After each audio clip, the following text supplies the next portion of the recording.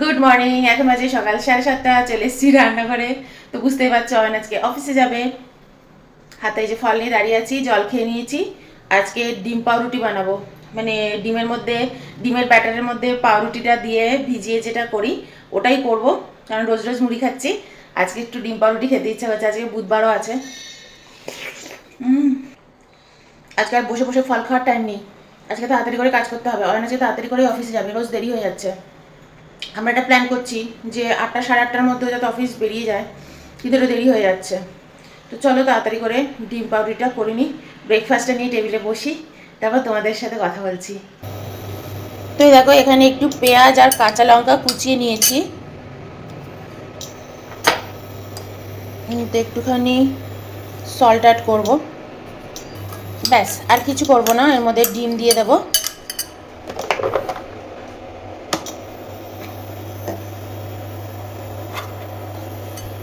আপাতত দুটো ডিম নিই। আচ্ছা তিনটেই নিই, তিনটে ডিমই লাগবে।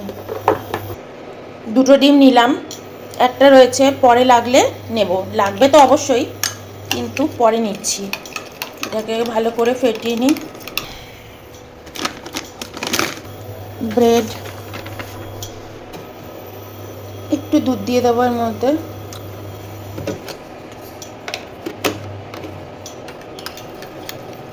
পাউরুটি চোবাবো আর ভাজবো, সর্ষের তেলেই ভাজবো আজকে। এটা হচ্ছে আটা ব্রেড, মাঝখান দিয়ে কেটে নিয়েছি। এই যে এটা ব্রেডটা না খুব ভালো জানো, খুবই ভালো। যবে থেকেই খাচ্ছি বেশ ভালো লাগছে ব্রেডটা খেয়ে।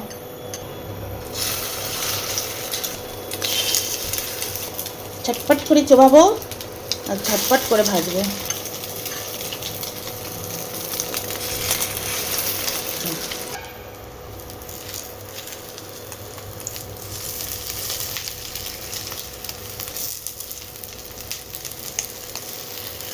এবার এটাকে উল্টে পাল্টে দেবো।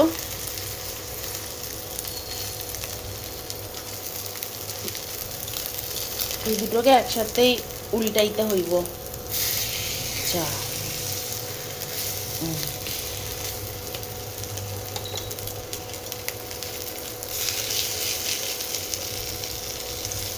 বেশি ভাজা হয়ে গেল দেখো। এটা কেন বলো তো, ইন্ডাকশানটা আমি না বাড়িয়ে রেখে দিয়েছিলাম, বুঝতে পারিনি গো। গ্যাসে চাও বসিয়ে দিয়েছি। এবার দেখো ঠিকঠাক ভেজেছি। এবার এটা দেখো বেশি ভাজা হয়নি। কালকে দেখো সুইগি দিয়ে ক্রিম রোল আনিয়েছিলাম, এগুলো খেতে আমি খুব ভালোবাসি, তোমাদের তো বললাম। তো আজ কালকে স্ট্রবেরি ফ্লেভারটা আনিয়েছিলাম, সেটা খুলে দেখি, এটাও একটা খাবো। এদিকে ডিম টোস্ট একদম হয়ে গেছে। সকাল সকাল এরকম ডিম টোস্ট সকাল 8টায়, ব্যাস। চলো, এই হচ্ছে অয়ন বাবাজি। সবটা কিন্তু তোমারা নেই হ্যাঁ। চলে এসেছি, এই দেখো ব্রেড নিয়ে। চাটা হচ্ছে, ওই যে গ্যাসে হচ্ছে, ওই দেখো চা ফুটছে, আর একটু ফুটুক।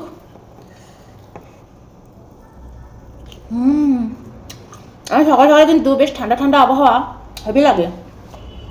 সকাল সকালে আমি ডিম টোস্ট খেতেও হেভি লাগে। আমি তো আবার একটু এটা ওটা মানামানি করি। এই ধরো সোমবার খেলাম না, মঙ্গলবারটা খাই। ধরো মুড়ি টুড়ি খাওয়া হয়ে গেল, মঙ্গলবার অফিসে যায় না, তখন ইচ্ছা করে না। বাড়িতে থাকলে মানে মুড়ি টুড়ি খেয়ে নিই।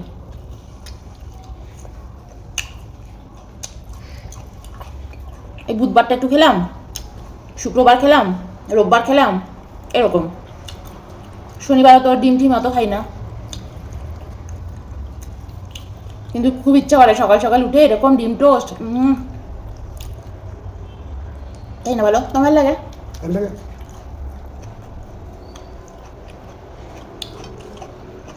অনেক খুব মুড়ি খেতে চায়, কিছু বললে বলে মুড়ি করো, মুড়ি।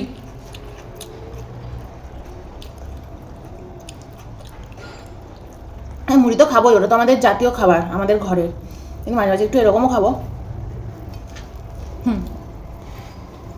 আমাদের ওখানে যে একটু মোটা মোটা যে পাউরুটিগুলো, ওগুলো দিয়ে টোস্ট করে হেভি লাগতো। ওগুলো তো হামেশা খেতাম, হামেশাই। আর গরম, এটা আমার উপরটাই। আমরা কলকাতায় কখনো এই পাউরুটি, অয়ন বলছে কাটা পাউরুটি মানে এর স্লাইস করা পাউরুটি ওখানে একদমই চলবে না এরকম ডিম দিয়ে। তোমাদের তুমি খেতে কখনো এরকম ডিম পাউরুটি? জেঠিরা অয়নদের বাড়িটা হচ্ছে হস্টেলের মতন, মানে নিয়ম একটা, নিয়মের মধ্যে সবার, তো ওখানে অত হবে না। আমাদের বাড়িতে কোনো নিয়ম নেই, আমাদের বাড়িতে খাওয়া দাওয়া হচ্ছে যার যেটা ভালো লাগে। আমাদের দুটো মানুষ তো, যার যেটা ভালো লাগে খাও। আমাদের বাড়িতে অনেকগুলো লোক। কোটি কোটি ট্যাগ দিল কোটি কোটি, কোটি কোটি না, বোনেরা আছে, জেঠিরা আছে, সবাই একসাথে থাকে।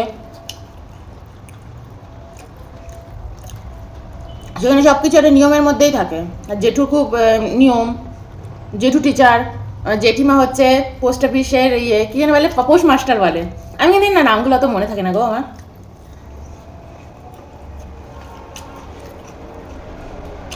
ডিসিপ্লিন, সব ডিসিপ্লিন অয়নদের বাড়িতে। আমাদের বাড়িতে হচ্ছে সব ডিসিপ্লিন ছাড়া।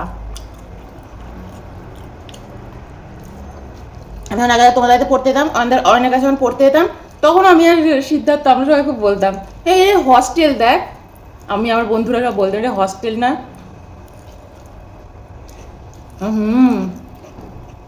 সব বাধ্য একদম, এই টাইমে সব স্নান করে নেবে, এই টাইমে সব খেয়ে নেবে, ব্রেকফাস্ট টেবিলে যেন কাউকে ডাকতে না হয়, 10টার মধ্যে সবাই বসে যাবে খেতে। কিন্তু অয়নদের বাড়িতে কীরকম জানো তো, কারোর গোড়া মানসিকতা নেই। যেমন ধরো আমি একটা বাইরের মেয়ে, আমি তো বাইরে থেকে এসেছি, আমি তো বউ, তার সাথে কোনো ইয়ে নেই, সে তার মতন থাকবে, তাই না বলো অয়ন? ওইসব কোনো চাপ নেই। ওইসব নিজের বাড়ির ছেলে মেয়েদের উপর খুব ডিসিপ্লিন। সবাই যাচ্ছে, সে তাকেও ডিসিপ্লিনের মধ্যে রাখছো, ওরকম না। আবার আমাকে বলে দিত, তখন আমরা পন্ডিচেরিতে থাকি না, পন্ডিচেরিতে না, তখন আমরা ব্যাঙ্গালোর চলে এসেছি। ওকে দিয়ে কাজ করাবে, ওকে বসিয়ে বসিয়ে একদম খাওয়াবে না, ওকে রান্নাঘরের কাজ করাবে, বাজার করাবে, সব কাজ করাবে। আমাকে বলতো যে ওকে একদম ইয়ে করবে না, মাথায় তুলবে না, যে ঠিক আছে এটা করে দিচ্ছি, ওটা করে দিচ্ছি, সব সময় জেঠু ওকে। হ্যাঁ, স্বাবলম্বী থাকবে। সবসময় আমাকে বলতো একদম সব কাজ করাবে, ঘরের কাজও যেন ও করে, শুধু অফিস যেন না করে। ভাবো ওদের বাড়ির লোক আমাকে বলছে ওকে দিয়ে যেন আমি সব কাজ করাই, তো ওর বাড়ির লোক এরকম। যাই হোক, আমি চা নিয়ে আসি, চা নিয়ে এসছি। এই তোমাদের সাথে সকালবেলাটা এরকম বসে বসে গল্প করতে, একটা হালকা গল্প। আমি আর অয়ন দুজনের পাশাপাশি বসি, দুজনে একটু গল্প করি। অয়ন তুমি কিন্তু বিস্কুটটা নিয়ে আসবে, বিস্কুটটা আনতে ভুলে গেছি গো, হাতে এটা নিয়ে চলে এসেছি। এখন আনবে না এটা, ওর কিমরোলটা পরে খাবো, ওটা দিয়ে চা খাবো না, বিস্কিটটা একটু খাবো। এ নাও চাটা নাও, তুমি খাবে অল্প চা, আমি খাবো বেশি চা।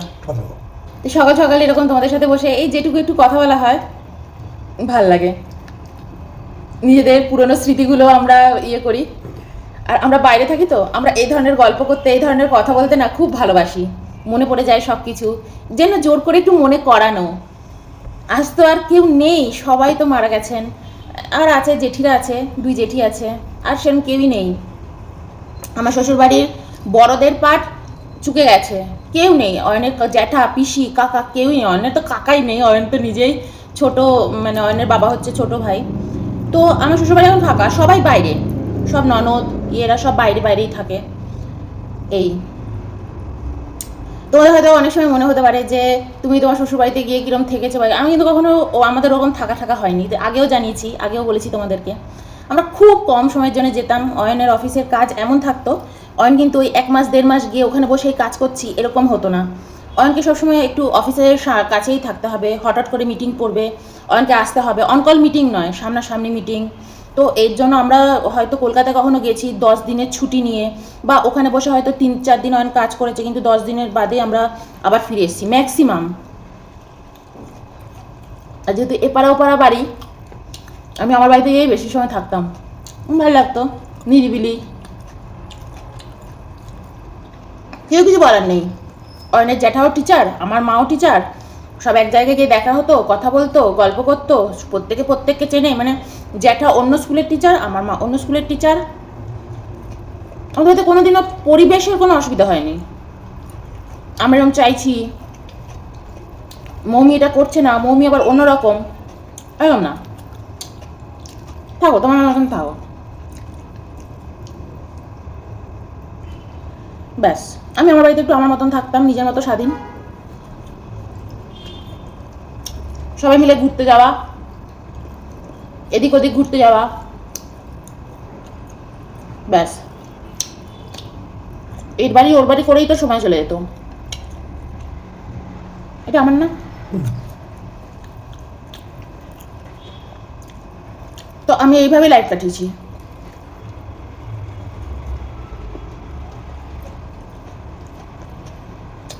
আবার আমার শ্বশুরবাড়ি আর আমার দিদির ভাইয়ের শ্বশুরবাড়ি তো একই পাড়ায়। এইটা হচ্ছে আমার দিদিভাইয়ের বাড়ি, গলি দিয়ে বেরিয়ে গেলে এটা হচ্ছে আমার বাড়ি, আমার শ্বশুরবাড়ি। একদম কাছাকাছি, একদম কাছাকাছি। আমার জেঠি শাশুড়িরা, দিদি ভাইয়ের শাশুড়িরা সব আবার বন্ধু। আমার মা আবার ওদের থেকে একটু ছোট, তাই না বলো? আমাদের বাড়ির ওখানটা সব এরকম। তার মানে আমরা থাকি বাইরে। তোমার কি বলা আছে? এরকমভাবেই তো আছে, কালচার সব হয়নি কখনো, সব এরকম। সবার ব্যাকগ্রাউন্ডই মোরালেস সেম।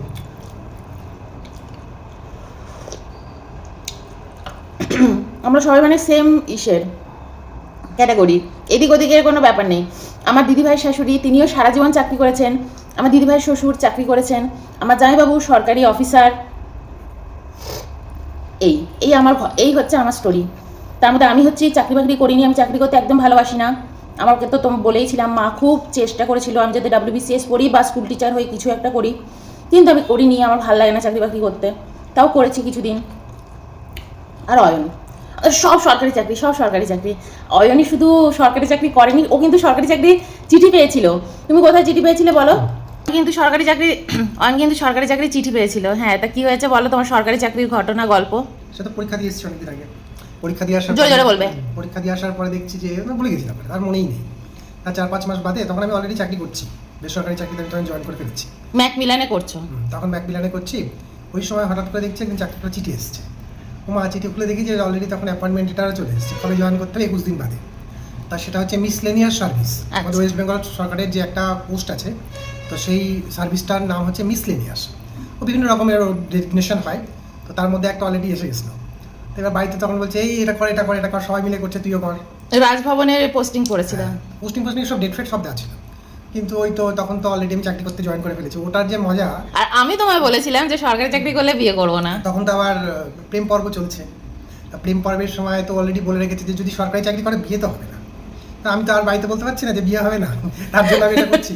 তো তারপরে আমি বাড়িতে বলছি, ওরে বাবা কি অশান্তি ঝামেলা বাড়িতে, হ্যাঁ এতবার মূর্খামি করছিস, এতবার মূর্খামি করছিস। তারপর থেকে ওটাই করলাম, এবং ওটা করে আমি এখন পর্যন্ত যা করছি ঠিক ডিসিশন ছিল। আর আমার কেন সরকারি চাকরিতে আপত্তি জানো? কারণ আমরা ওয়েস্ট বেঙ্গলের বাইরে আর কোথাও যেতে পারবো না। আর আমার সেই সময় মনে হতো যে বাইরে চাকরি, কারণ আমার অন্যান্য অনেক জামাইবাবুদের আমি দেখেছি, যেমন আমার মায়ের যে কালিগ ছিলেন, ওনার মেয়ে তখন অলরেডি মানে যে জামাইবাবু, সে IT কোম্পানিতে তখন সেই যুগের সে চাকরি করে, সে বাইরে বাইরে ঘুরে বেড়ায়। আমি তখন অনেকে বলছি তুমি এমন একটা চাকরি করো যাতে ওয়েস্ট বেঙ্গলের বাইরে বাইরে আমরা ঘুরতে পারি, ওয়েস্ট বেঙ্গলের ভিতরে ভিতরে ঘুরেই নেবো, যেন বাইরে বাইরে ঘুরতে পারি। এই সরকারি চাকরি, সবাই সরকারি চাকরি করে, ওরম তুমি কিছু করবে না। তারপর অয়ন বাইরে চাকরি পেয়েছে, মানে সরকারি চাকরি ছেড়ে দিয়েছে। সে কি অশান্তি তুমি মানে তোমরা মানে ভাবতে পারবে না। বাড়ির লোক বলছে সরকারি চাকরি করতেই হবে, তুই সরকারি চাকরি পেয়ে ছেড়ে দিচ্ছিস। এই সব কটা খেয়ে নেবে না, আমার জন্য রাখো। সরকারি চাকরি পেয়ে ছেড়ে দিচ্ছিস? ও বলছে হ্যাঁ। ও তো বলতে পারছে না যে নইলে মমি আমাকে বিয়েই করবে না, বিয়েই ও আমি করবো না বলে দিয়েছিলাম, সরকারি চাকরি করলে আমি বিয়ে করবো না। কি অশান্তি। এখন বাজে 10:30। তো অয়ন তো বেরিয়ে গেছে, আজকেও অয়নের বেরোতে বেরোতে 9টা বেজেই গেছে। তো আমি ভাবছি রান্না বান্নাটাও কিছুটা সেরে নিই। আজকে সেরকম কিছু রান্না বান্না নেই, একটাই রান্না করব, সেটা হচ্ছে আলু ফুলকপি দিয়ে চিংড়ি মাছ। এখন 1 সপ্তাহ ধরে চিংড়ি মাছই চলবে, কারণ চিংড়ি মাছ আনা হয়েছে। তাড়াতাড়ি রান্নাটা সেরে নেবো, তারপর ঘরের কাজে হাত দেবো, ঘরের কাজটা সেরে নিয়ে স্নান টান সেরে নেবো তাড়াতাড়ি করে। অয়ন 12টার মধ্যে চলে আসবে। অয়নের আজকেও বেরোতে বেরোতে দেরি হয়ে গেছে, ভাবে 8টা সাড়ে 8টার মধ্যে বেরিয়ে যাবে বাড়ি থেকে, কিন্তু বেরোতে বেরোতে আজকে 9টা বেজে গেছে। তো চলো আলু ফুলকপি দিয়ে চিংড়ি মাছ রান্না করব, আর একদম সহজভাবে করব, কিন্তু টেস্টি হবে। তোমাদের সাথে শেয়ার করি। আর কি তোমাদের সাথে আর একটা জিনিস শেয়ার করি, আমি তো অ্যাস্ট্রোলজি খুব বিশ্বাস করি। অ্যাস্ট্রোলজি যারা তোমরা বিশ্বাস করো তারা শুনো, যারা বিশ্বাস করো না তাদের পাত্তা দেওয়ার দরকার নেই। কিন্তু যা ধরো বিশ্বাস করো তাদেরকে বলি, আমি তো বিশ্বাস করি তাই বলছি। 23শে ফেব্রুয়ারি থেকে 3রা মার্চ অবধি সব কিছু কিন্তু একটু টালমাটাল থাকবে। এখন মানে গ্রহদের বলছে স্থিতি সব কিছু ঠিকঠাক নেই। তো খুব ইরিটেশন বাড়বে, ডিপ্রেশন বাড়বে, মন খারাপ হবে, চিড়চিড়ানি বাড়বে, রাগ বাড়বে, এগুলো কিন্তু সম্ভাবনা খুব বেশি দেখা যাবে, চারদিকেই দেখা যাবে। তো একটু সাবধানে থাকবে। যদি দেখো খুব ডিপ্রেশন হচ্ছে, মন খারাপ হচ্ছে, তো ভাববে এগুলো কিন্তু এই সময় মানে হওয়ার জন্যই হচ্ছে। মনটাকে সবসময় শান্ত রাখবে, খুব বেশি করে জল খাবে, ফল খাবে, দেখবে মন খুব ভালো থাকবে। আর যখন দেখবে খুব মন খারাপ হচ্ছে, খুব ডিপ্রেশন হচ্ছে, খুব টেনশন হচ্ছে, তখন খুব শান্ত হয়ে যাবে। আর ডিপ ব্রিদিং নেবে, আর ওলনম বিলমটা করবে। ওলনম বিলম করলে কিন্তু শ্বাস নিঃশ্বাস মানে শরীরের যে শ্বাস প্রশ্বাসটা সেটা কিন্তু খুব ব্যালেন্স হয়। তো এগুলো তো অনেকে বিশ্বাস করে না, কিন্তু যারা বিশ্বাস করে তারা এর ফলও পায়। তো খুব ভালো হবে এতে। আমাদের শরীরে এত রোগভোগ কেন জানো? কারণ আমাদের শ্বাস নিঃশ্বাস যেটা আমরা মানে নিঃশ্বাস প্রশ্বাস যেটা আমরা করি সেটা যদি ব্যালেন্স না হয়, যখনই আমাদের স্ট্রেস হয় তখন কি হয়, আমাদের নিঃশ্বাস প্রশ্বাসে গিয়ে কিন্তু সেটা বাধা ক্রিয়েট করে। এর জন্য যখন ওইটা ডিসব্যালেন্স হয়ে যায় তখনই কিন্তু শরীরে রোগ ভোগের বাসা বাড়ে। আর যখনই স্ট্রেস হয় তখনই এই সমস্যাটা বেশি হয়। তো এর জন্য তোমাদের সাথে শেয়ার করলাম, ছোট আকারেই শেয়ার করলাম। তো ৩রা মার্চ অবধি একটু সাবধানে থাকবে, রাস্তাঘাটে সব জায়গায় কোনো ঝামেলা বা কোনো কিছুতে বেশি জড়াবে না, চুপচাপ থাকবে। যেটাই হবে মনে রাখবে যে এটা জাস্ট এখন এই টাইমটা এরকম চলছে, তো এর জন্য এরকম হচ্ছে। সব সমস্যা কিন্তু সমাধান হয়ে যায় সঠিক সময়। ফার্স্টে এখানে দেখো একটা মশলা করে নিয়েছি, এর মধ্যে ধনে গুঁড়ো, জিরে গুঁড়ো, হলুদ গুঁড়ো রয়েছে, লঙ্কার গুঁড়োটা অ্যাড করব, কাশ্মীরি লঙ্কার গুঁড়ো। আর এই দেখো ফুলকপি কেটে ভালো করে ভাপিয়ে নিয়েছি। ফার্স্টে এই ফুলকপিগুলো ভেজে নেব একটু, হলুদ আর নুন দিয়ে দিয়েছি, হলুদ আর নুন দিয়ে একটু ফুলকপিগুলো ভেজে তুলে রাখবো ফার্স্টে। দেখো ফুলকপিগুলো ভেজে তুলে রাখলাম থালাতে। আর এদিকে দেখো কড়াইয়ের মধ্যে সর্ষের তেল দিয়ে গোটা জিরে, শুকনো লঙ্কা, তেজপাতা ফোড়ন দিয়ে দিয়েছি। ফার্স্টেই আলুগুলো দিয়ে দেবো, আলুগুলো একটু ভেজে নেব,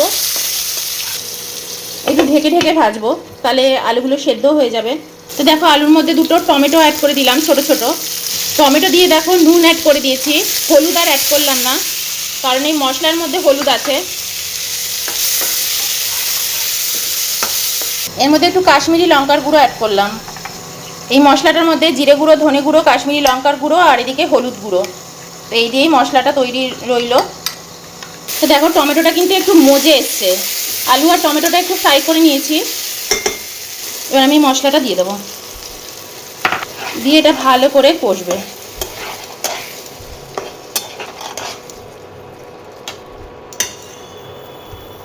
এবার আমি এটা ঢেকে দেবো।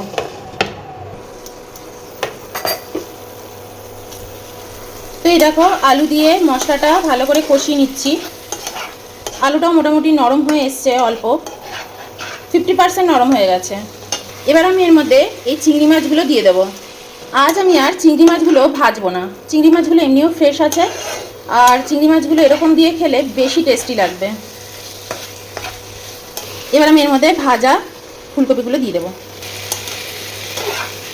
দিয়ে ভালো করে নেড়ে চেড়ে ঢেকে দেবো। আর কিছু দেবো না, নুন তো দেওয়াই আছে, ফুলকপিতেও নুন দেওয়া আছে, আলুতেও নুন দেওয়া আছে, চিংড়ি মাছেও নুন হলুদ মাখানো আছে। তো এবার আমি জলও দেবো না, এইভাবেই আমি একটু ভালো করে কষিয়ে নেব।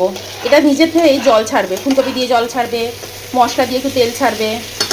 তো আমি এবার এটাকে ঢেকে দেবো।